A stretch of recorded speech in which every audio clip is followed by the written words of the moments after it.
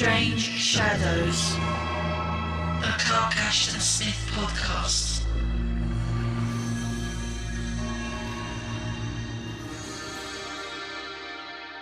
Many and multiform are the dim horrors of earth, infesting her ways from the prime. They sleep beneath the unturned stone. They rise with the tree from its roots. They move beneath the sea and in subterranean places. They dwell unchallenged in the inmost adyta. They emerge betimes from the shut-in sepulchre of haughty bronze and the low grade that is sealed with clay. There be some that are long known to man, and others as yet unknown that abide the terrible latter days of their revealing. Those which are the most dreadful and the loathliest of all are haply still to be declared.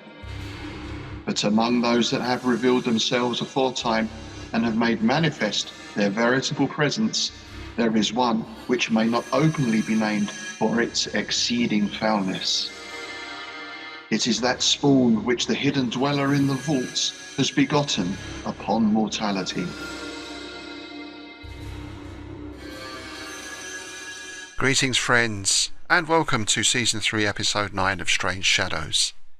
You just heard an extract from the dreaded Necronomicon, which opens today's story. I'm one of your hosts, Rob Hoyton. And I'm the other one, Tim Mendes. Yeah, today we're looking at one of my personal favourite Clark Ashton Smith stories, The Nameless Offspring, which, I'm going to repeat that awful pun from Mr. and Price that was included in the Clark Ashton cycle from Chaosium, part of the Clark Ashton Smithos. That's a groaner, isn't it? It is, that's very good. I bow down to his superior punnery. Nice. And I think this is Smith at his most Lovecraftian. Yeah. And I also think this is a subject matter that we both really enjoy, this one. The ghouls. Indeed, yeah. We've both written quite a few ghoul tales between us, haven't we? And, yes, we have, yeah. And I think it's because out of all the mythos creatures, the ghouls are probably the most relatable. They're the closest things in the mythos to human. Yeah. So to some extent we can understand their motivations. Yeah. And if you'd like to find out more about ghouls, then check out Innsmouth News. I'm not sure which edition it was, but that's available to patrons, of course. I'll put a link in the show notes below. There was an article in there on the background to ghouls, where Lovecraft got his inspiration from, all that kind of thing. And I think that essay was also reprinted in the book Innsmouth Essays, which is available now as well. And I think the first thing we notice is that Lovecraft's ghouls, although they're influenced by them, are not really the same as your typical Arabian Nights ghouls. Yes. So let's get on to our favourite words then.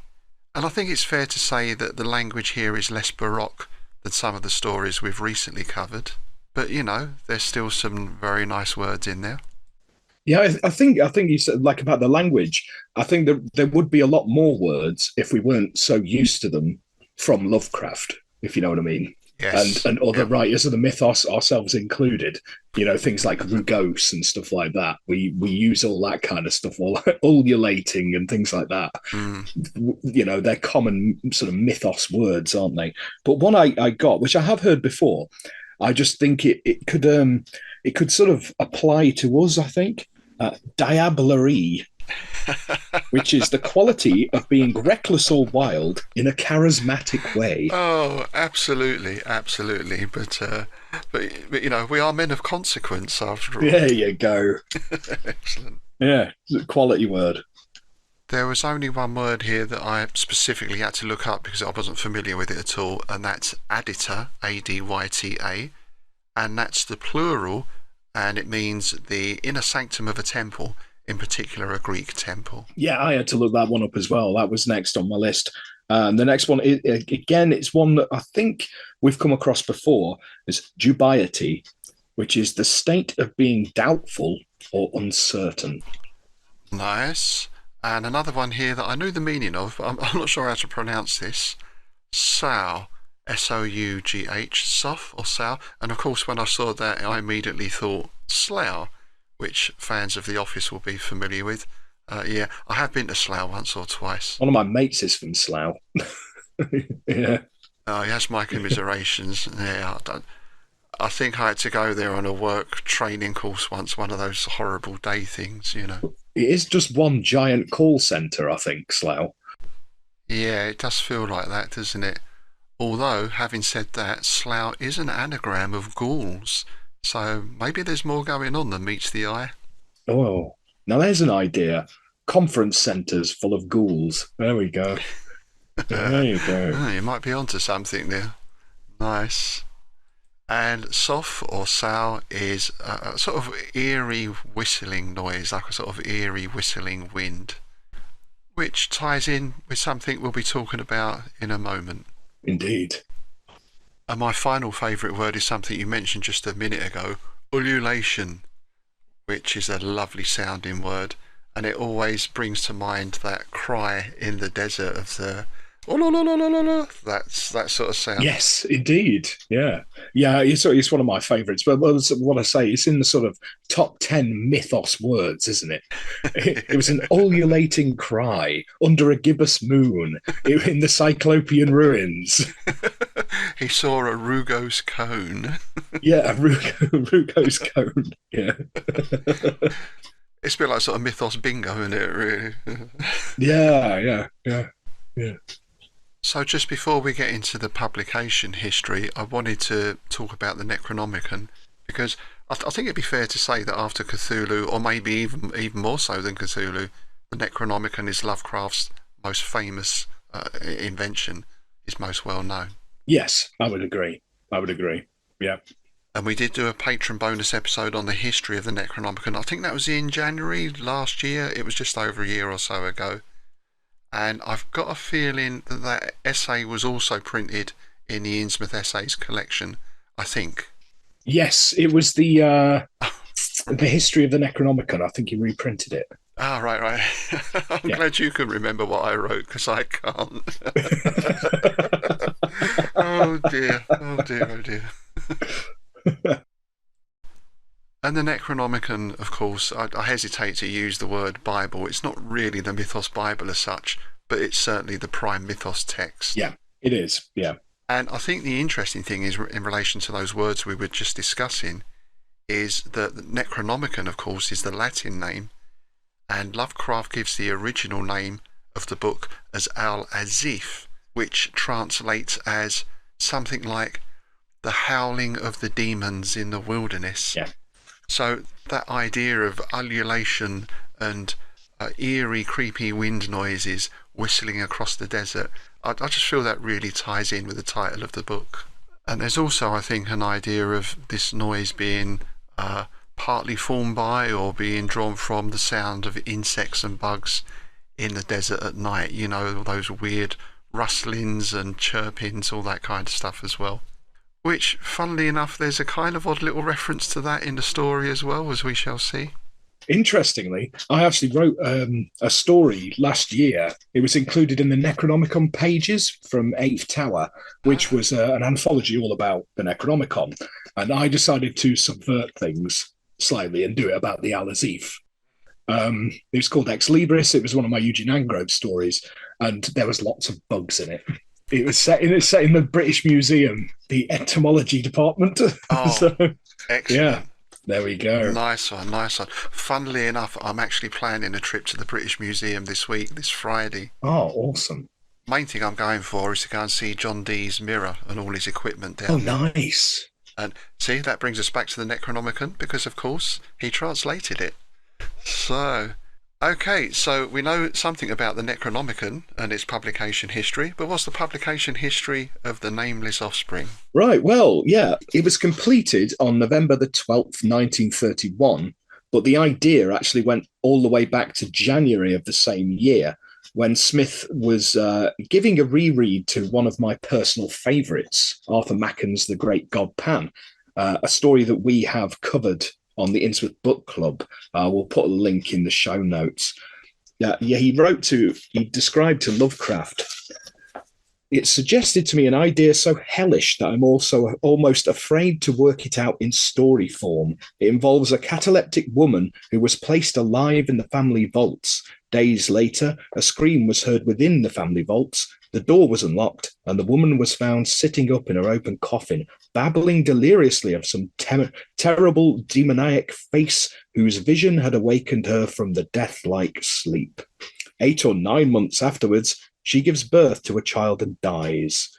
Yes, so it was very much inspired by the great god Pan, which is why it also has quite a lot of parallels to Lovecraft's The Dunwich Horror, because that also was inspired by the great god Pan. So it kind of goes full circle, being Mackham was a big influence on Lovecraft and also Smith in this story. So there you go. That's why them stories are kind of similar in a weird way. But he wrote the Necronomicon passage from the beginning in January when he wrote that letter, but then he did some other things before setting to work on the story. And yeah, so basically almost a year elapsed between writing the Necronomicon passage and writing the story itself. Smith submitted it to Strange Tales, where it was immediately accepted, because at the time, Strange Tales were very much catering more for the weird and horror end of things than Weird Tales were, which was kind of ironic, really. It's also where Smiths had the Return of the Sorcerer and Hunters from the Beyond and things like that published. So, yeah, Harry Bates loved it, the editor, but he also had some suggestions to improve the story. And writing in a letter dated December the 15th, 1931, he said, "It occurs to me that 2 little things would improve this last story somewhat. I wonder if you'll agree. If somewhere in the body of the story you inserted the idea that the ghoul would eat human flesh, you would not have to be so specific on page 22, where you say so in so many words, that Sir John had been partly devoured. In this place, you could just hint at something too horrible and gruesome to be put into words. The reader will know that the man has been partly devoured. Then I think it would improve the end of the story to have the ghoul followed into the vault and a search made, a search that would reveal no trace of it. This would be more reasonable than to cut short the pursuit at the gate of the vault, which would enable the monster to get out for dirty work on other occasions. Also, I think it would give a slightly better feeling to the end." And Smith thought this was a great idea. And as you'll see, he went along with it. He did the revisions, and he actually said in a letter to August Derleth, which we're just going to quickly cut over to Eccentric Impractical Devils, the letters of August Derleth and Clark Ashton Smith, dated December the 31st. "I was surprised to get my check 3 days ago for the Nameless Offspring, just as I was mailing some slight alterations for the story to Bates.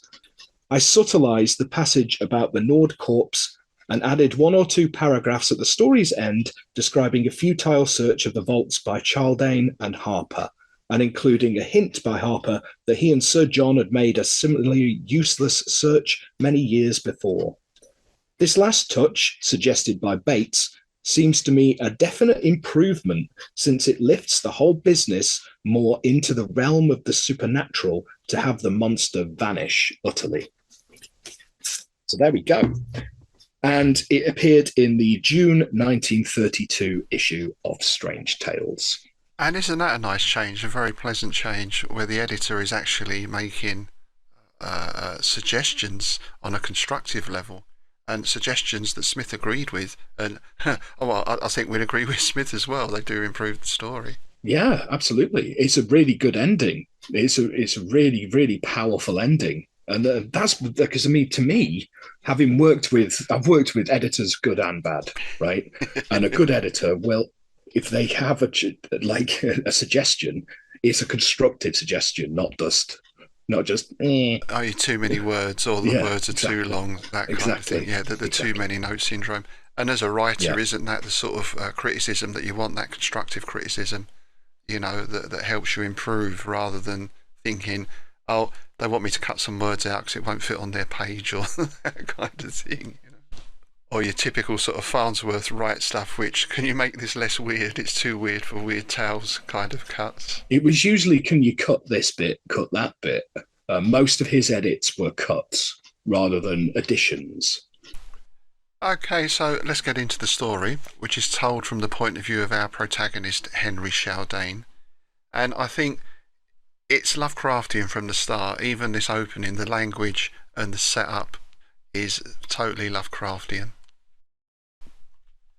In a sense, it is fortunate that the story I must now relate should be so largely a thing of undetermined shadows, of half-shaped hints and forbidden inferences. Otherwise it could never be written by human hand or read by human eye. So from the very opening, we've got this idea that the things he's going to discuss are kind of vague, but maybe purposely vague because they're so horrible. They're too horrible to bring out into the light. And in fact, these things are so horrible they've changed his perspective on reality. The broken reflex of its unnatural horrors has crowded out in perspective the main events of normal life, has made them seem no more than frail gossamers woven on the dark windy verge of some unsealed abyss, some deep half-open charnel wherein earth's nethermost corruptions lurk and fester.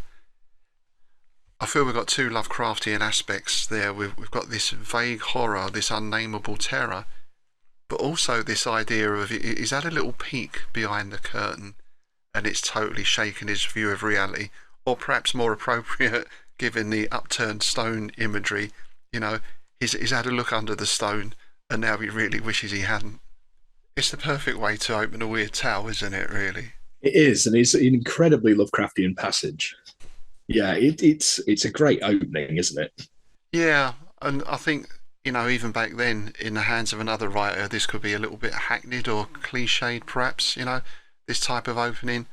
But Smith does it with enough originality and his own style that he makes it his own. It doesn't feel cliched at all. Yeah, I think it speaks a lot to Smith's talent because we see that kind of opening a lot. It's one of those, it's a first-person horror story. Most of them open with a passage like that, but the fact that it doesn't feel like you've read it 100 times before speaks to Smith's use of language, I think. Oh yeah, absolutely, yeah. And written in the first person as well, which is also quite Lovecraftian. Yeah. And something that can be quite challenging, I think, for a writer. Yeah. Which is one of the reasons I don't like writing in the first person.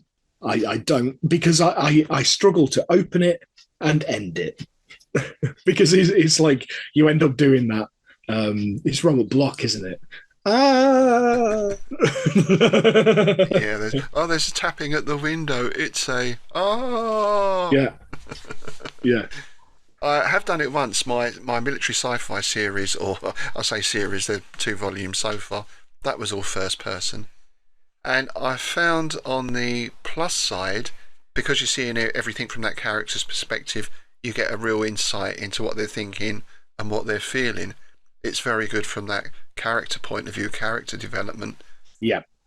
But the downside is that everything has to pretty much happen on screen, because when you get things happen to other characters, they have to come back and explain it to your POV character. Yeah. And that's when you can end up getting sort of mixed up in a lot of exposition and that kind of stuff.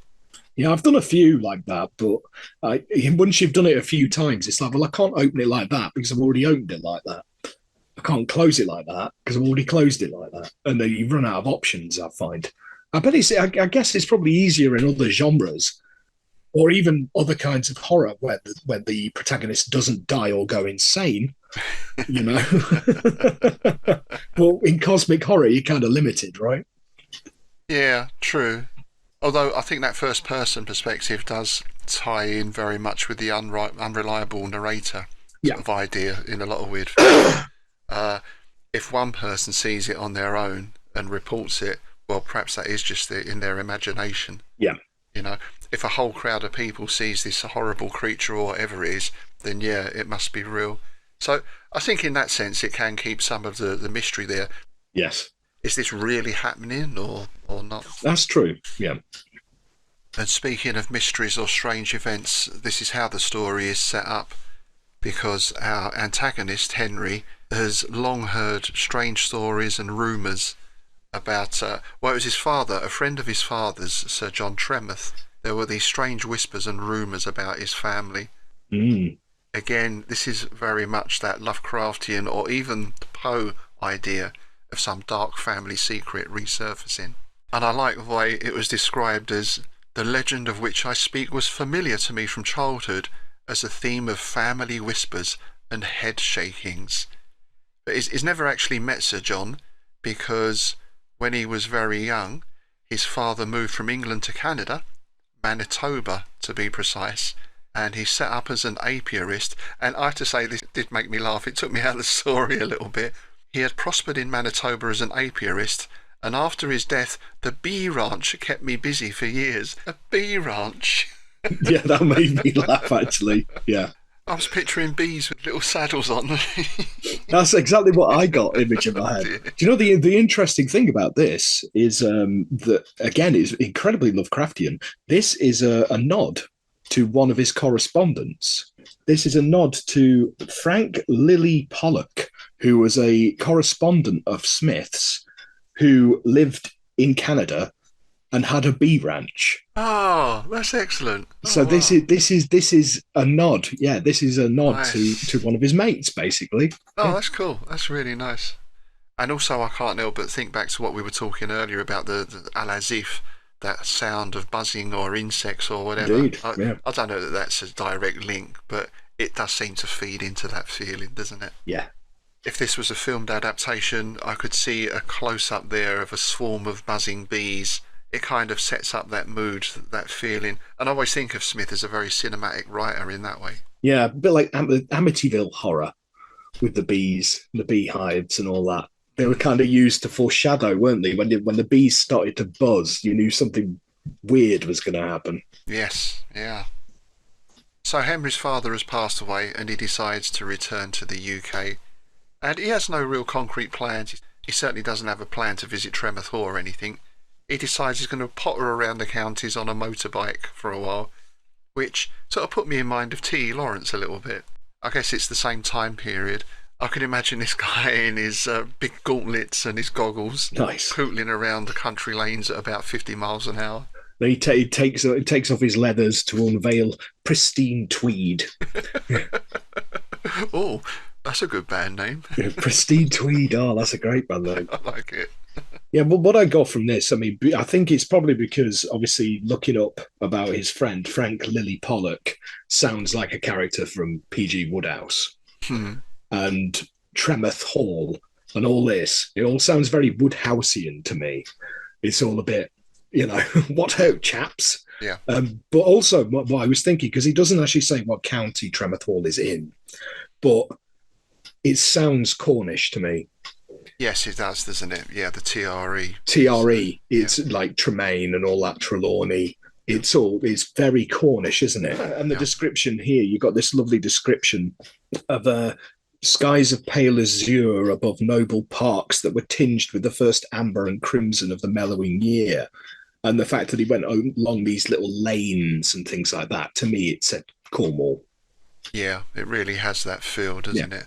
And especially then when we get toward the middle of the afternoon, a mist had come in from the hidden ocean across low hills and had closed about me. So yeah, that idea of those lanes, the narrow lanes with the high hedges. Oh, yeah. And the sea is probably off to the left somewhere, but you can't see it because you're up on top of the cliffs. And then the sea mist rolls in.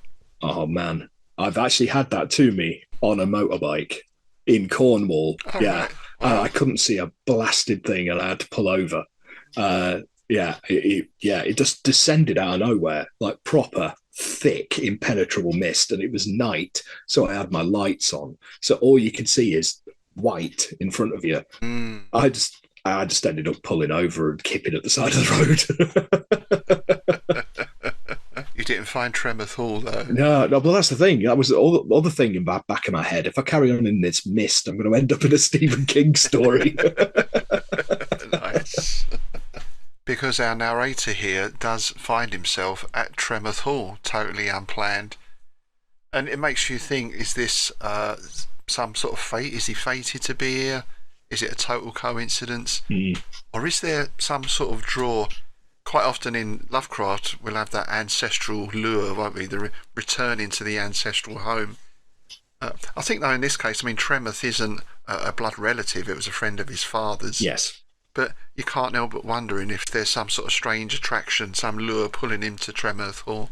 Well, you kind of get that there is some weird synchronicity going on. Like later on in the story, when basically, for want of a better term, the shit hits the fan, it's mentioned that it all sort of started kicking off a couple of days before he arrived, and things like that. So you get the idea that there is sort of cosmic forces at work of synchronicity and that kind of thing. Yeah, and we get into classic haunted house stuff here, right? The fog and twilight seem to withhold a silent landscape of chill, deathly, disquieting mystery. Then, to the left of my road and a little before me, I saw a light that somehow suggested a mournful and tear-dimmed eye. It shone among blurred, uncertain masses that were like trees from a ghostland wood. It was resolved into a small lodge building, such as would guard the entrance of some estate. But I love that the light looks like a mournful and tear-dimmed eye. That's very evocative. Yeah. And we get the whole thing here. We get the creaking, rusty gate. Indeed. We get the overgrown garden paths leading up to the door. It's very much that haunted house out on the moors or by the marshes, isn't it? Yeah, very much so. It did actually remind me of the sort of opening to Rats in the Walls and things like that. Yeah. It's quite a similar opening, isn't it? It is, and various M.R. James stories as well. Yeah, and as you said, although he doesn't actually mention it or name the county here, from the description I was really getting a feeling of Dartmoor, that kind of landscape. Yeah. Well, I lived in Devon. I lived in Exeter. Right. So I was up on Exmoor and over on Dartmoor and stuff like that quite often.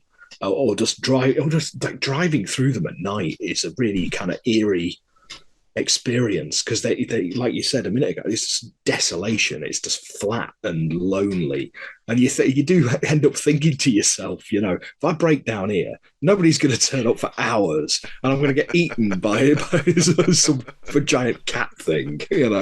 I'm always just waiting for that distant wolf howl. Oh, yeah. Yeah. Well, it's Hound of the Baskervilles territory, isn't it? Oh, yeah, totally. Dartmoor. Yeah. Well, that's where Conan Doyle got the idea from, right? And Mr. Baskerville was his coach driver, I believe. Yes, indeed. Yeah. And from there, I thought we went into Carry On Screaming, because he knocks on the door. That deep, sonorous knock. I heard at length the muffled sound of slow dragging footfalls.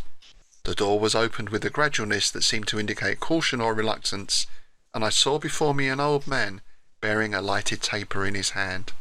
His fingers trembled with palsy or decrepitude, and monstrous shadows flickered behind him in a dim hallway, and touched his wrinkled features as with the flitting of ominous bat-like wings. "What do you wish, sir?" he asked. And I thought Carry On Screaming, because the scene in there where they knock on the door of the mansion, and you hear those real heavy footsteps, and when the butler opens the door, they look down and he's wearing slippers. Yes. I love that scene. Yeah. "The master in the house is dead, sir. He's been dead for 12 years. I'll go and see if he can come and see you." Brilliant. Frying tonight. And the butler, who we find out is called Harper, he doesn't seem too friendly at first. He's like he's just going to not let him in or shut him out. But then it's as though he recognises him, or his features seem familiar, and he inquires as to his name. And when he says Henry Chaldane, he goes, "Ah, you must be the son of Arthur Chaldane." He sees the family resemblance, and he knows that Arthur and Sir John were great friends. So his attitude changes and he invites him in. You instantly get the feeling that there's something off, don't you? Because I followed the old man to a book-lined study whose furnishings bore evidence of luxury and neglect. Here he lit an oil lamp of antique fashion with a dusty, painted shade and left me alone with the dustier volumes and furniture. It's that line there, evidence of luxury and neglect, that introduces that element of disquiet. I think that's a really talented way of writing that, because he's not saying it was all a bit creepy. Just a couple of words here and there just set you off a little bit. Yeah, and again from that filmic perspective, I can see the colour palette here. Yes. this is really one of those old Hammer films, or perhaps even more so, the Corman Poe films. And of course, Roger Corman just passed away, well, a couple of days ago as we're recording this. So we shall be covering something of his on the Innsmouth Book Club very shortly. Yes. Yeah. But that real, very vivid colour palette, I think like The Fall of the House of Usher, well, like you say, everything is purple and deep red and luxurious, but there's that element of decay about it. And actually being in this place triggers that memory of those childhood stories, the rumours about the Tremoth family. And this is where we get the backstory, this dark family secret. Lady Agatha Tremoth, Sir John's wife, in the first year of their marriage, had become the victim of cataleptic seizures. The third seizure had apparently terminated in death, for she did not revive after the usual interview and displayed all the familiar marks of the rigor mortis. So, of course, she's placed in the family vaults, which were excavated in the hill behind the manor house. But Sir John has some doubts. He's got a vague, unsettling feeling at the back of his mind. So, again, in true Poe fashion, he goes to check on his former wife. He re-entered the vaults in time to hear a wild cry and found Lady Agatha sitting up in her coffin. The nailed lid was lying on the stone floor, and it seemed impossible that it could have been removed by the struggles of the frail woman. However, there was no other plausible explanation, though Lady Agatha herself could throw little light on the circumstances. And the story that comes out of her, this sort of incoherent tale, as it's described, is that she doesn't remember struggling to free herself, but was troubled mainly by recollections of a pale, hideous, unhuman face, which she had seen in the gloom on awakening from her prolonged and death-like sleep. This is what woke her up, which is disturbing enough, but then it gets even more disturbing, because we learn that 9 months later, she died after giving birth to her first child. It's not directly spelt out here what happened, but it's obvious from the turn of events that she was sexually assaulted, raped. So it's disturbing upon disturbing, because we already have the desecration of her tomb and her grave, but then this sexual assault as well. You know, it's horrible on so many levels. Yeah, it does have a lot of parallels to Pan, doesn't it? Because it's the similar sort of veiling of things that I think adds to the creepiness of it. You know, in a strange way. It's like a lot of the horror. There's a current trend for the extreme end of horror, splatterpunk and all that kind of stuff, where it's all just open wounds and blood and gore and all the rest of it, which is fine and dandy. Yeah. And if that's your thing, great. But I find the quieter end of it a lot creepier. Oh, totally. It worms its way into my head more than things that are unsaid. And because your mind will fill in the blanks and do things a lot more horrific than most other people will do, you know? Oh, yeah, totally. I mean, it's unpleasant to look at gory things. You know, there's a natural revulsion in that on just different levels. Yeah. But what is often more creepy is, as you say, the thing that is unsaid, the thing that leaves you with that implication, the thing you sort of think about a little while later, you know, and that sort of creepiness catches up with you. I mean, Lovecraft is a master of that. Indeed. I'm thinking of particular stories like The Festival, where you've got the other attendees at the ceremony turn out to be these sort of human grave worm type things with masks. Yeah. And it's never really spelt out what they are, but you gradually work that out through all the inferences, and that is far more creepy than if it described them in full, I think. Indeed. Yeah. Another great example is the Willows. It's when we covered that on the IBC. Not a lot happens. There's not nothing really. No, there's not a lot, but it's still, to me, one of the creepiest stories ever written. Oh yeah. Because it's all about what isn't said or isn't seen or could be there, but we're not entirely sure. And I think that's what gives it its sort of menace. Yeah. Lady Tremoth dies in childbirth, which is described as possibly a blessing, because the child that comes forth is described as, well, it's called monstrous, I believe, abnormal. Yeah, I think it's highlighted here that apparently a lot of the servants and things like that left after the birth.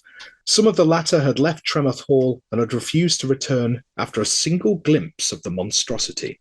And we get on here to what for me is the second most disturbing aspect of this story, because there is a historical precedent for this. I believe in America they were called disappointment rooms, and I think this is something we've spoken about before, certainly on the IBC. So any offspring that were deemed not presentable or somehow wrong in inverted commas would literally be shut in these rooms, and that's where they'd live out their lives. I mean, it's an incredibly sad thing, incredibly horrible. Yes.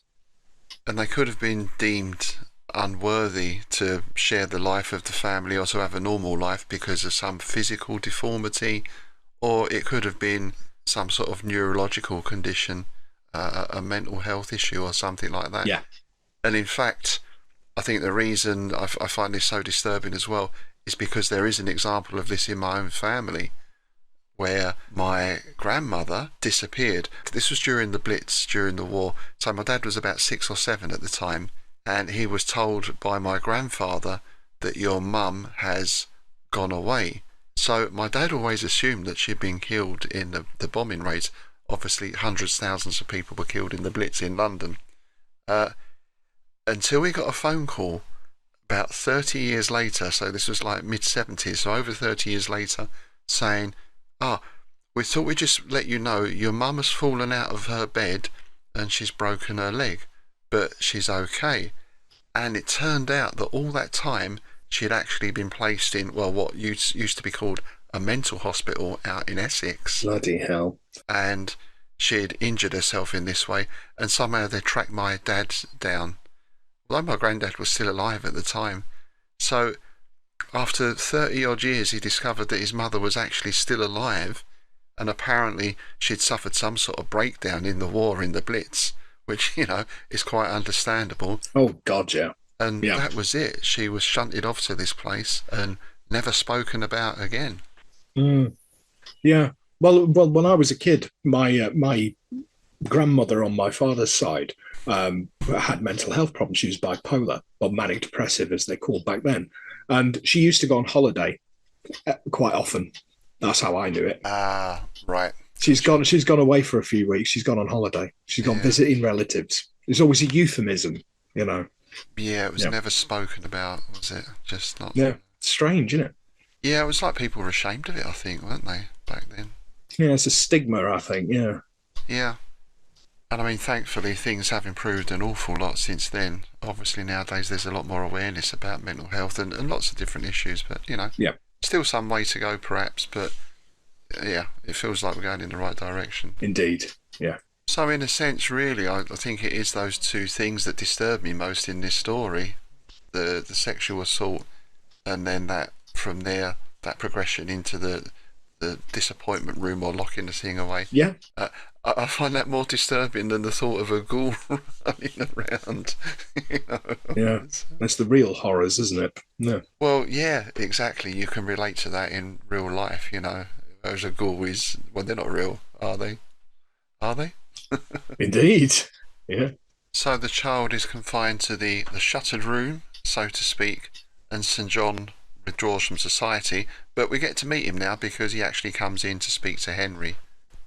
And bear in mind, Henry has never actually met Sir John, so he doesn't really know what to expect. In fact, at first he thinks it's Harper coming back in because he hears these slow faltering footsteps, but no, it's Sir John. The tall, slightly bent figure, the face that was lined as if by the trickling of some corrosive acid, were marked with a dignity that seemed to triumph over the double ravages of mortal sorrow and illness. Somehow I had expected an old man, but he was scarcely beyond middle life. His cadaverous pallor and feeble tottering walk were those of a man who is stricken with some fatal malady. You get the impression he's haunted, don't you? Yes, yeah. But his manner, he was impeccably courteous and even gracious. But the voice was that of one to whom ordinary relations and actions of life had long since become meaningless and perfunctory. So, yeah, it's that very much that trope of the haunted man, isn't it? You know? Yeah.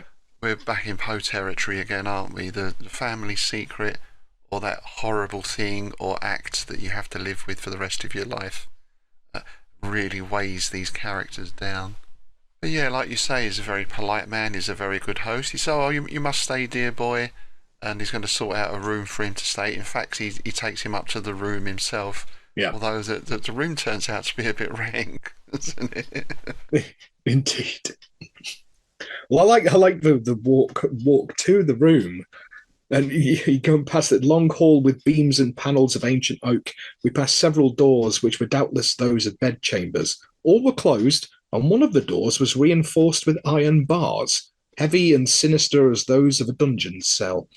Inevitably, I surmised that this was the chamber in which the monstrous child had been confined, and also I wondered if the abnormality still lived, after a lapse of time that must have been nearly 30 years.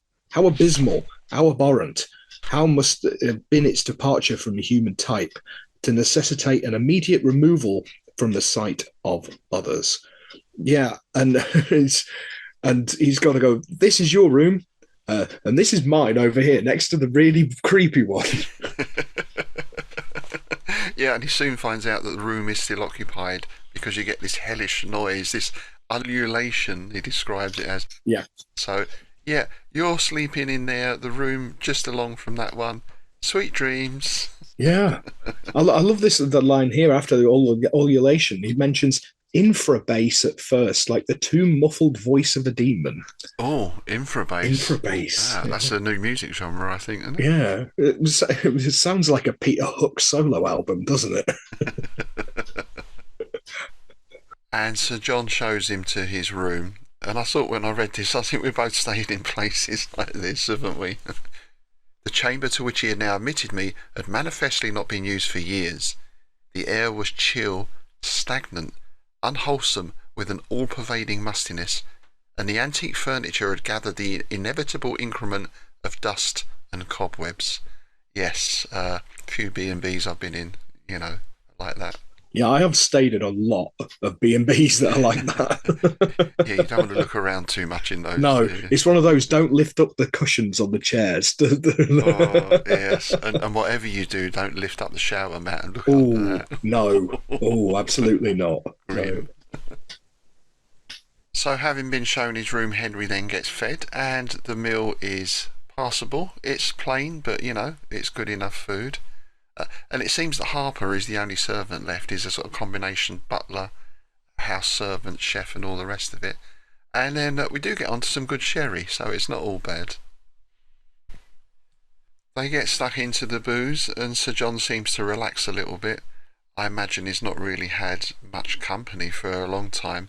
So they chat about Henry's father and the things that Henry has done. And then he reveals this malady that he's got.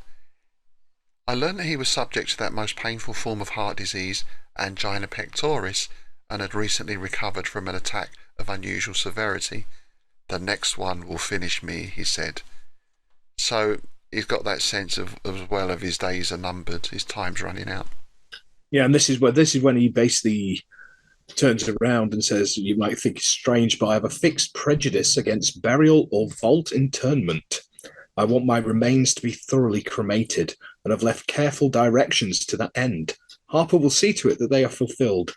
Fire is the cleanest and purest of the elements, and it cuts short all the damnable processes between death and ultimate disintegration. Yeah, it's fatalistic, I think is the word. He knows death's coming. He's cool with that. In fact, it would probably be a mercy at this point. That's what the impression you get, isn't it? Yes, well, I guess he's got an idea of what's waiting for him beyond the grave, or in the grave. Indeed, yeah.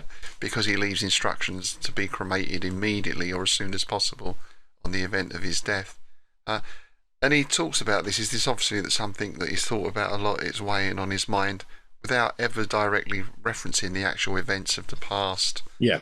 And I guess it's this sense of there is this unknown factor of what this thing actually is. They know it's humanoid, it's described as white, furless, it looks like it might run on all fours, they're not really quite sure. I mean, to us, obviously, as weird fiction readers, we're thinking ghoul. It's got yes. a ghoul. Yeah. And again, I think this really harkens back to that sort of aristocratic family with the deep, dark secret hidden away, really leaning into that trope again. Yeah. Well, it's just quintessentially Gothic, isn't it? I mean, this does tick all the Gothic boxes, this story. That's why it could be a Poe in places. It's very much got all them kind of Poe elements to it. And one thing I like, though, is that he's gone with the very Lovecraft version of the ghoul here, because one of the things with the ghouls in Lovecraft's and now the sort of Lovecraftian mythos, if you want of a better term, is that the ghouls act like cuckoos. They switch out babies and things like that, and which is something that Caitlin Arkina did a lot with, and you get that kind of thing here, but instead of it's literally laying his cuckoo, laying his egg in a nest. Sorry, but I can't really gloss that over. But that's kind of how it is, isn't it? Yeah. So Betty buys time and he goes off up to his room, and on the way he bumps into Harper, who is just descending from a flight of stairs that must have led to an attic or third floor. He was carrying a heavy iron pan in which a few scraps of meat remained, and I caught an odour of pronounced gaminess, almost a virtual putrescence, from the pan as he went by. I wondered if he had been feeding the unknown monstrosity, and if perhaps its food was supplied to it through a trap in the ceiling of the barred room. And yet the odour of the scraps, by train of remote half-literary association, had begun to suggest other surmises. So, literary association, I thought was interesting. Well, it's got to be to the ghoul, hasn't it? It's probably Arabian Nights or something like that, maybe. I don't know. Yes, but yeah. Because later in the same paragraph, he says, "No, it could not be. Here in England, of all places, that corpse-devouring demon of arabesque tales and legends, the ghoul." Yeah, that's got to be it. So, yeah. And now, although he's had a long journey to get here, and he's also, got stuck into the sherry a little bit, he finds it very difficult to sleep, because now the house starts playing on his imagination. Though I lay with tightly closed lids in the darkness, I could not dismiss those evil shadows, those black and charnel larvae that swarmed upon me from the ancient house. Insufferable and forbidden things besieged me with filthy talons, brushed me with noisome coils, as I tossed through eternal hours and lay staring at the grey square of the storm-darkened window. Charnel Larvae, there's a good band name. Nice. Yeah, I spotted one earlier for an industrial death metal band, Virtual Putrescence. Oh, nice. But then I like this because everything calms down, and just before dawn, he actually manages to drift off into sleep. But this is like the calm before the storm, because suddenly another sound disturbs him, and this one is not imagined, this one is wholly real. Scratching. Again, my brain went straight to Rats in the Walls, because this is like that. The first bedroom scene, isn't it? It's very, very similarly set up. Yes, yeah, very much so, yeah. Such as it would be made by the claws of an animal on solid woodwork. Sitting up in bed and listening attentively, I realised with a fresh start of horror that it came from the direction of the barred chamber. It took on a strange resonance, and then became almost inaudible, and suddenly, for a while, it ceased. Yeah, and then it keeps coming back, doesn't it? Every time you get the impression, if this was a horror movie, it'd be every time his eyes close. Well, this is Smith being cinematic again to me, yeah. Because it's very easy to visualise. He hears that sound and he's sat bolt upright in bed. You get that nice close camera cut right to his eyes, startled and wide, sort of thing. Exactly, yeah. And another strange sound comes in as well. In the interim, I heard a single groan, like that of a man in great agony or terror. I could not mistake the source of the groan which had issued from Sir John Tremoth's room, nor was I doubtful any longer as to the causation of the scratching. The groan was not repeated, but the damnable clawing sound began again, and was continued till daybreak. So the scratching stops with the dawn, and it manages to drift off to sleep again. only to be awoken once more by a loud banging on his door. Sorry, my brain went carry on. She was awakened by a loud bang. It's all right for some. And it's Harper, of course, at the door. The old man's servant was standing without, and his tremulous, grief-broken manner told me before he spoke that something of dire import had occurred. "I regret to tell you, Mr. Chaldane," he quavered, "that Sir John is dead." So then Henry starts to speculate, was it the scratching that caused him to have this final heart attack? Or is the creature scratching because it senses that Sir John is about to die? Well, that's kind of the impression I get, because he mentions in the next couple of paragraphs that that the disturbances with the creature in the room have been getting more and more pronounced over the last few days, and obviously so is his condition. So it's one of those things. It's like, which came first, the chicken or the egg? Did the scratches cause the heart problem, or were the scratches because of the heart problem, because it knew it was going to get a nice meal? Still warm, just. And Harper explains, of course, that he doesn't want to leave Sir John. He wants to stay with him, and he wants to get the cremation underway as soon as possible. So Henry agrees to go down to the village. He'll get some men together there to act as pallbearers. He'll see the local doctor. He'll sort out some food to bring back, all that kind of stuff. But as it turns out, they can't do the cremation that day or that evening because the weather turns, it's pouring with rain, and there's no way they're going to get a pyre going. All of which means, of course, that Henry's going to have to stay here for another night. And again, you get that filmic thing. It'd show the house, a long shot, and the night coming on. Because you've got this lovely line here. "The darkness came on betimes. After a last visit to the village, in which I procured some sandwiches for Harper and myself in lieu of dinner, I returned to the lonely hall. I was met by Harper on the stairs. As I ascended to the death chamber, there was an increased agitation in his manner, as if something had happened to frighten him." And this is where we get the denouement, isn't it? Yes. And he agrees to stay with Harper overnight. They're going to keep watching Sir John's room. And Harper seems to know what's what, because he fishes out this antique revolver that he gives Sir Henry. So, he sounds like a man who's prepared. Yeah, and he basically just comes out with it. He's like, "Something's up here, I'm just going to ask." He's just like, "Look here, Harper," I said bluntly as we followed the hall to Sir John's chamber. "What are you afraid of?" And this is where we get the explanation. "It's the thing in the barred room. You must have heard it, sir. We've had the care of it, Sir John and I, these 28 years, and we've always feared that it might break out. It never gave us much trouble, as long as we kept it well fed, but for the last 3 nights, it's been scratching at the thick oaken wall of Sir John's chamber." So, yeah, there we go. And I have to say, Henry's not keen on this setup, is he? For some reason, he's actually quite reluctant to spend the night in a room with a corpse and some sort of ghoul creature banging on the wall. But he summons his resolve anyway. He pulls himself together like a proper chap. And they get a little moment as they go up to Sir John's room, because, of course, they have to pass the shuttered room, or the barred room. The bestial diabolic scratching, louder and more frantic than before, assailed my ears as we passed the barred room. All too readily I understood the nameless fear that had impelled the old man to request my company. The sound was inexpressibly alarming and nerve-sapping, with its grim macabre insistence, its intimation of ghoulish hunger. So yeah, bad enough he's got to sit watching this body, which I guess, actually, to be honest, back in the day was probably quite a common thing, right? People would sit with the body in the front room. I mean, even up to sort of our generation, I can think of that happening. Well, that sort of thing used to happen, didn't it? Where people who were, obviously there was quite a big fear of being buried alive, so they would write it into their will that people would have to sit there with them the night before the burial, kind of thing. Yeah. And sometimes I was in like the family mausoleum. Could you imagine?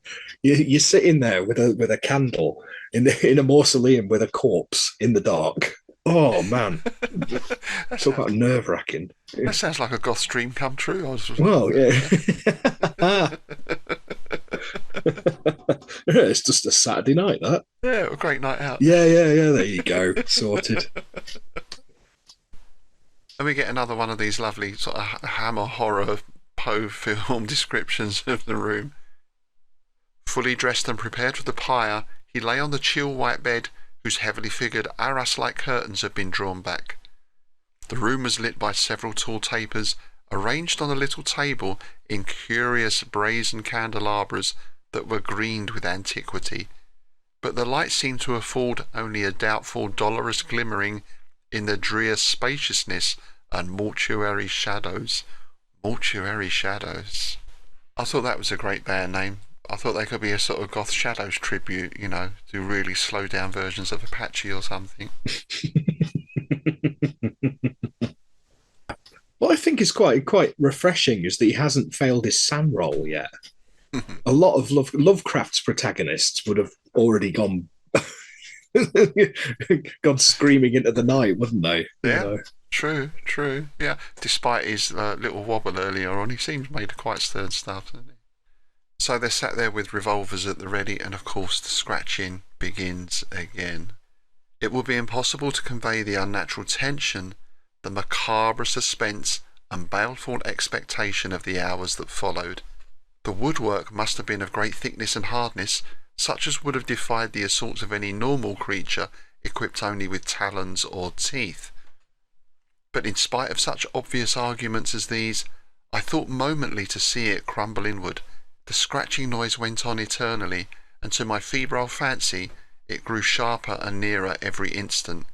I seemed to hear a low, eager, dog-like whining, such as a ravenous animal would make when it neared the goal of its burrowing.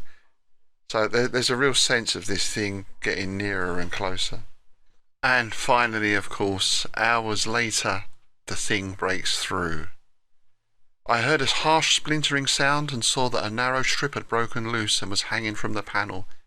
Then, before I could collect myself or credit the awful witness of my senses, a large semicircular portion of the wall collapsed in many splinters beneath the impact of some ponderous body. And here's where he goes really Lovecraftian with his writing, with these two words: mercifully perhaps I've never been able to recall with any degree of distinctness the hellish thing that issued from the panel. That is so HPL, isn't it? Indeed. Yeah. That is straight out of Howard's book of phrases, isn't it? Yeah. And then we get to see the ghoul, a blurred impression of a huge white hairless and semi-quadruped body, of canine teeth in a half-human face, and long hyena nails at the end of four limbs that were both arms and legs. A charnel stench preceded the apparition, like a breath from the den of some carrion-eating animal. With a single nightmare leap, the thing was upon us. Harper, as we know, armed and ready, gets a shot off. And I love this. Henry pulls his own trigger. Yep. There was only a rusty click from my own weapon. Oh, shit. Yeah. But again, this is a classic horror movie stuff, isn't it? This is the jump scare and then the fight. This is that classic sort of crescendo that you get in those old horror movies. And yeah, the old butler's like, wallop with a revolver. And then the hero, in inverted commas, completely impotent, pulls the trigger and nothing happens. Yeah. Absolutely. Before I could press the trigger again, I was hurled to the floor with terrific violence, striking my head against the heavy vase of the table. So Henry's dashed to the floor. He loses consciousness for a little bit. When he comes round, there's flame and shadow. A flame that is growing ever more brilliant because, of course, the candles have been knocked over. They're into the curtains. The drapes are on fire. Yeah. Even as I lay staring, huge ruddy tatters of the burning fabric fell upon the bed in a dozen places, and the body of Sir John Tremoth was ringed about with starting flames. It's very visual again, isn't it? Yes. And here's where we get that third disturbing inference, because he's going to try and put the fire out. He's going to try and save Sir John's body from the flame, even though he wanted to be cremated. So, you know. The flames were spreading rapidly, were leaping higher, but they were not swift enough to veil from my sickened eyes the hands and features, if one could any longer call them such, of that which had been Sir John Tremoth. Of the last horror that had overtaken him, I must forbear explicit mention, and I would that I could likewise avoid the remembrance. All too tardily had the monster been frightened away by the fire. So the old ghoul there had time to get a little nibble in at least. Yeah. And this reminded me of those classic zombie movies, specifically zombie flesh eaters, the Lucio Fulci. The classic scene where they come across the corpse and its face has been munched off. And it's that, isn't it? It's it is, yeah. Grim. And it's interesting to speculate what Smith wrote is an original draft for this, right? Was it more graphic than what we read here, or less graphic? Yeah. Because he's certainly not shy of being graphic in other stories. So I wonder. Well, that's what Bates said. It comes directly from that letter. I'd like to read the version before, because he says in the letter to Derleth that he cut down this scene at the because Bates thought that hinting at it would be more impactful. So, because if we go back to what Bates said, it occurs to me that two little things would improve this last story. If somewhere in the body of the story you insert the idea that the ghoul would eat human flesh, you would not have to be so specific on page 22. Ah, right. Where you say in so many words that John has been partly devoured. So I'd love to read that version, because we read things like Return of the Sorcerer. It was probably really, really grim. Well, yeah. Like I say, as we know, he's certainly capable of being very graphic when he wants to. Yeah, because like I just said, my brain instantly flashed up that image from Zombie Flesh Eaters. Yes. And it puts me in mind as well of that scene in The Lurking Fear with the guy looking out the window, right? Similar thing happened to him as well, I believe. Yeah. This then brings us to the final scene. He manages to get Harper out of the bedroom. Of course, the whole mansion is going up in flames now, in traditional style. And he also makes that point that the unhappy baronet had found in his own death chamber the funeral pyre for which he had longed with such dreadful ardour. So, in a sense, Sir John got the ending that he was after. They come out of the manor house. It's dawn. The rain has ceased. The chill air appeared to revive the aged manservant, and he stood feebly beside me, uttering not a word, as we watched an ever-climbing spire of flame that broke from the sombre roof of Tremoth Hall.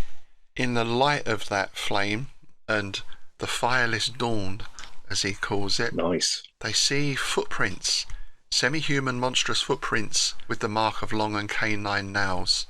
So, of course, they decide to follow them, and it leads to the family vaults. And I thought this was, it sort of said something about them, really, because we were both weaponless, having left our revolvers behind us in the death chamber. Bit of an oversight, perhaps. But nonetheless, they've got some matches, they find a bit of wood, they make a torch, and they decide to press on in and investigate the vault, the subterranean vault. Yeah. Well, that's what makes it different from, like, a Lovecraft story, because, like I said, Lovecraft's... Yeah, as soon as the ghoul came in, that'd be it. He'd be out on the moors screaming and going insane, wouldn't he? Yes, true. Well, they have a good poke around the vaults until their matches run out. We found nothing anywhere but noisome dampness and undisturbed cobwebs and the countless coffins of the dead. The thing that we sought had vanished utterly, as if swallowed up by the subterranean walls. So they come back outside, and it's down to Harper to finish the story. Many years ago, soon after Lady Agatha's death, Sir John and I searched the vaults from end to end, but we could find no trace of the thing we suspected. Now, as then, it is useless to seek. We know only that the offspring of the vaults has gone back to the vaults. There may it remain. So we get no sort of resolution. The monster in inverted commas isn't killed. They don't really discover anything else about it. It's, I suppose, a good typical Weird Tale ending in that sense. Indeed. But you get the impression that it's loped off to join up with its fellow ghouls, go and find its daddy. Yes, it's gone back to Slough. Yeah, it's Slough.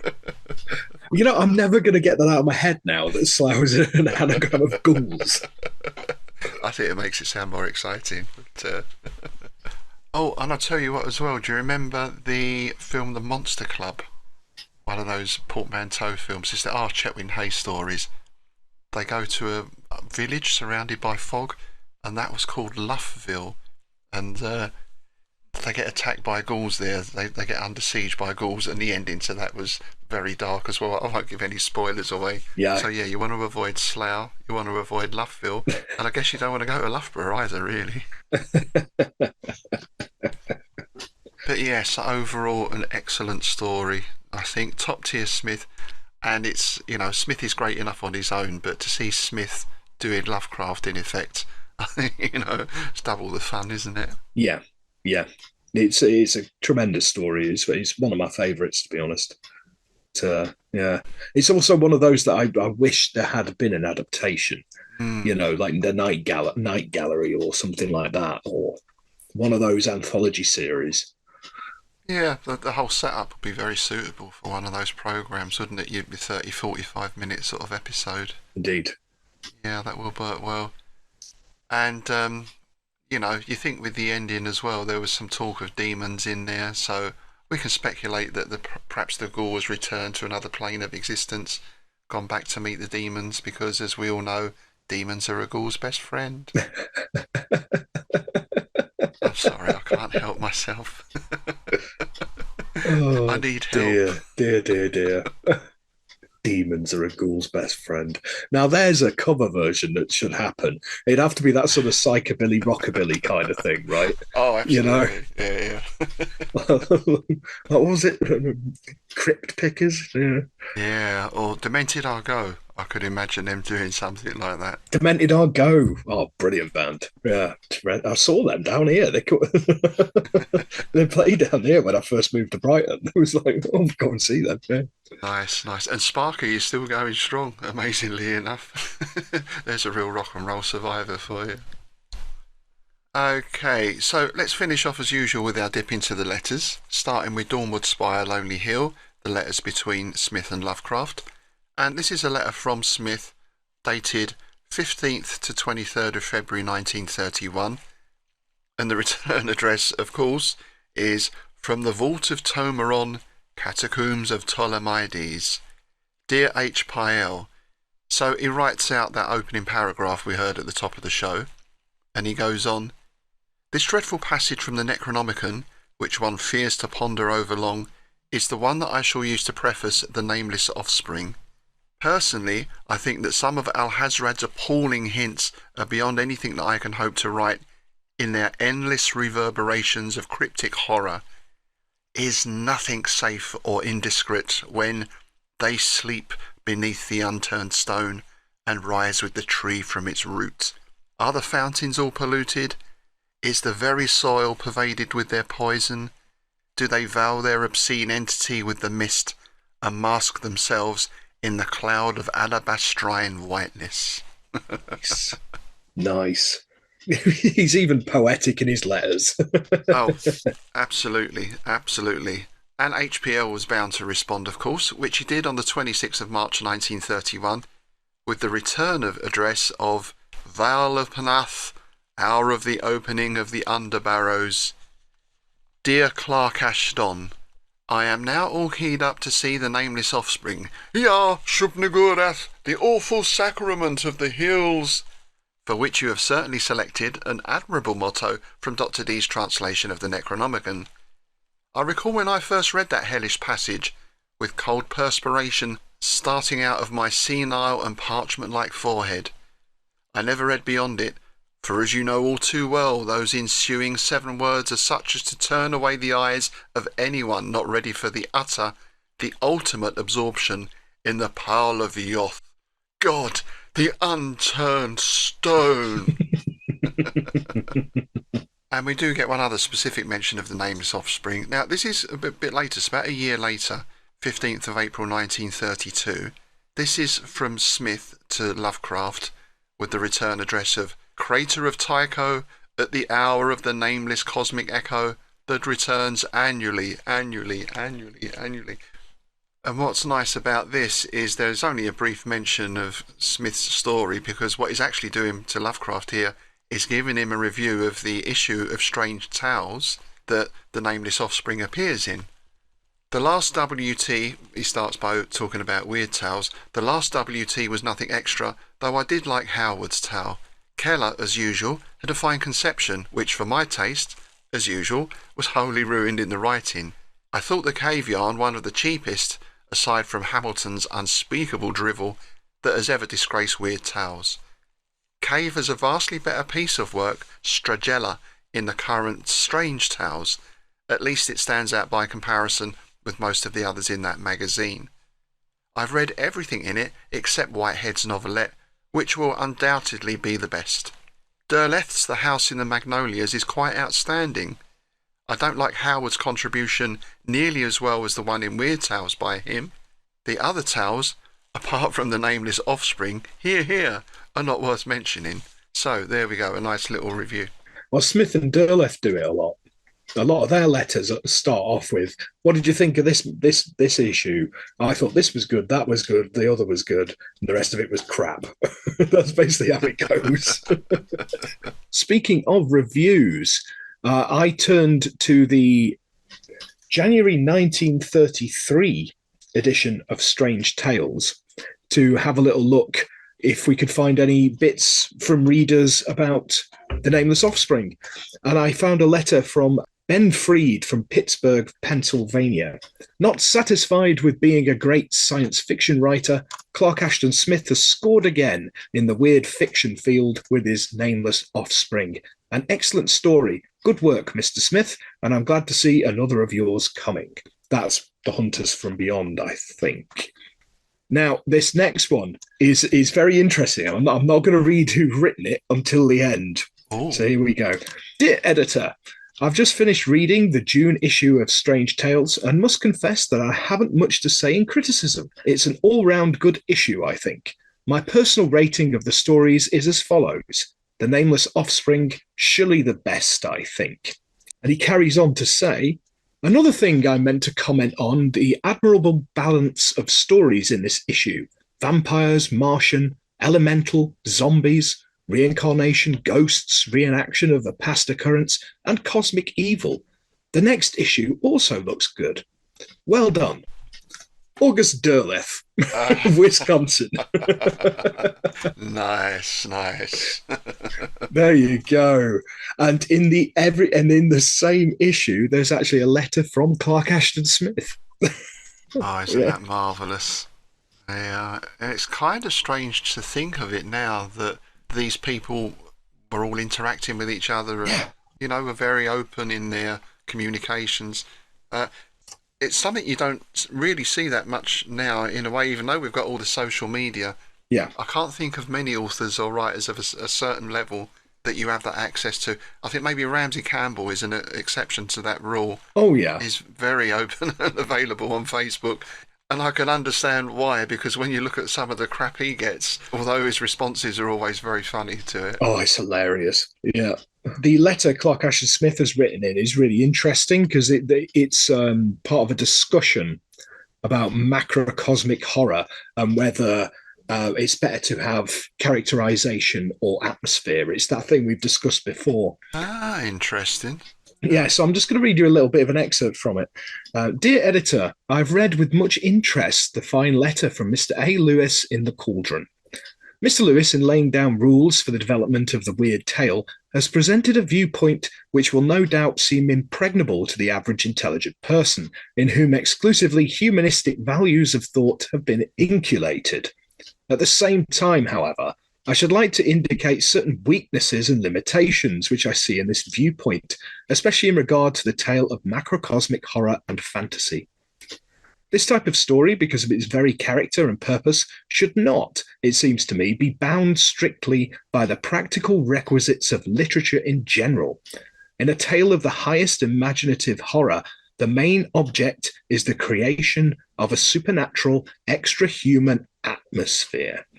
The real actors are the terrible arcanic forces, the esoteric cosmic malignancies, and the element of human character. If one is to achieve the highest, most objective artistry, is properly somewhat subordinated, as it cannot be subordinated in a tale of ordinary and natural happenings. One is depicting things, powers and conditions that are beyond humanity. Therefore, artistically speaking, the main accent is on these things, powers and conditions. So yeah, he's basically confirmed what we've long thought. Very interesting, isn't it? Yeah. Yeah. And it's getting that balance, isn't it, between the cosmic and the mundane, the everyday. And I think when you try and do that yourself, it really makes you appreciate even more the skill of writers like Smith and Lovecraft. Yeah. Because I feel even in cosmic horror, you've got to have some element of the mundane and everyday in it, just to be able to latch onto something, to be able to identify with something or someone, what a person is going through. Indeed. Yeah. And it was a subject that came up on our last Innsmouth Book Club episode. We had two authors come in, Gavin Chappell and Alexandra Beaumont, both excellent weird fiction authors. And it was one of the questions that arose, wasn't it? It was, how do you present alien concepts or things on a cosmic scale and yet keep that element of being able to relate to the protagonist in the story or what is going on in the story? So it's fascinating to see that same discussion was going on 100 years ago with these writers who are at the top of their game. Yeah. In the letters, in the cauldron, which is the letters section of Strange Tales. I think that's brilliant. I love the fact that these guys were all writing in. It's like when I've looked through issues of Weird Tales, you get Lovecraft pop up and Bobby Block and Robert E. Howard, and they're all turning up. And it was like, there's something I want to do. I want to do a special on at some point, which is the boiling point, which is the big argument they had with Forrest J. Ackerman. Oh yes, yeah, that'd be good. I want to cover that for an episode because it's all in the second volume of Dawnwood Spire, Lonely Hill. Yes, indeed. Sounds like it would be good material for a bonus episode, perhaps. Yeah. Speaking of which, that's what we have planned for next time, a bonus episode. Now, you may remember we recently mentioned Niels Hedgelin, who got in touch with us. Niels lives in California. He publishes a Clark Ashton Smith blog and has been a frequent visitor to Auburn.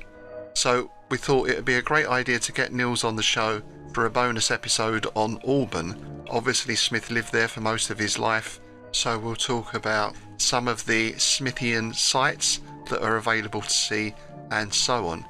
So that's what we've got planned for next episode. We're just sorting out dates and schedules and everything else. If we can't get Niels on in time for the next episode, then what we're going to do is put up a reading instead. Maybe a couple of Smith's poems for you. Anyway, either one of those will be out in a couple of weeks. So that's for next time. We'd also like to apologise for the lateness in putting this episode out. We had some technical difficulties in the recording, which extended our usual edit time to quite a bit longer. Having said that, in the future we are going to be releasing episodes of Strange Shadows and the Innsmouth Book Club on the Sunday rather than the Saturday. With both of our schedules, that just gives us a little bit more time for recording and editing. So future episodes are going to be put out on a Sunday. And if you'd like to support the show and get access to those bonus episodes, you can either subscribe on Buzzsprout, which gets you the bonus episodes and a free quarterly copy of Innsmouth News, or you can check out the tiers on our Patreon page, where as well as the bonus episodes for both our podcasts, you get free entry to the Innsmouth Literary Festival and various other benefits. And a big thank you goes out to our latest patrons and subscribers, Ekaterina Sieva, Stu Price, Ralph Grasso and Greg Benedicto. Thanks very much. Thank you for your support. It really is appreciated. And we also appreciate getting your questions and comments in as well. So do keep those coming in via the Facebook page, the Patreon page, YouTube, or of course you can send us an email at innsmouthbookclub@outlook.com. Alright, thanks once again for joining us, folks. We'll see you next time. With that, it's goodbye from me, Rob Poynton. And it's goodbye from me, Tim Mendes.